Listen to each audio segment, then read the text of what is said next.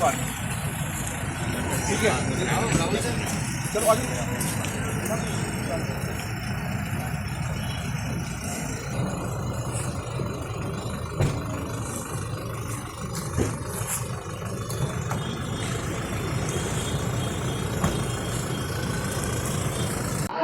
देखिए, मुख्य रूप से इसमें माननीय मुख्यमंत्री जी के आदेश थे कि ऐसी ज़मीनें जो बाहरी व्यक्तियों ने ली हैं, अगर वो जिस प्रयोजन के लिए हैं उसी में इस्तेमाल हो रहा है और जो उसके लिए समय सीमा दी जाती है उसके अंतर्गत हो रहा है, फिर तो कोई दिक्कत नहीं है।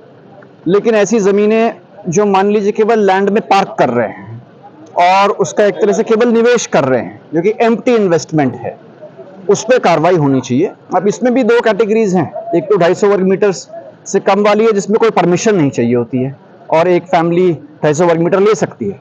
उसमें कुछ मिसयूज के मामले हैं जहाँ पे कि वो एक परिवार एक ले सकता था, लेकिन वो अलग अलग नामों से 5-6 नामों से लेके उसको खरीद के फिर एक घर बना रहा है या फिर कुछ भी नहीं बना रहा है। पहला मिसयूज का तो ये कैटेगरी है। और दूसरी कैटेगरीज वो भी हैं जहाँ पे कि परमिशन गवर्नमेंट से मिली हो या जिलाधिकारी के स्तर से मिली हो विशेष प्रयोजन के लिए, चाहे वो कृषि की हो, चाहे औद्योगिक हो, चाहे औद्यानिक हो, उसमें भी वो काम नहीं हो रहा है। तो इन सब के जांच विशेषकर नैनीताल और उधमसिंह नगर में डीएम्स को बताया गया है, कुछ हद तक अल्मोड़ा में भी, कि इन मामलों का संज्ञान फिजिकल वेरिफिकेशन करते हुए कि मौके पे क्या है, फोटोग्राफ्स लेते हुए ये रिपोर्ट बनाएं।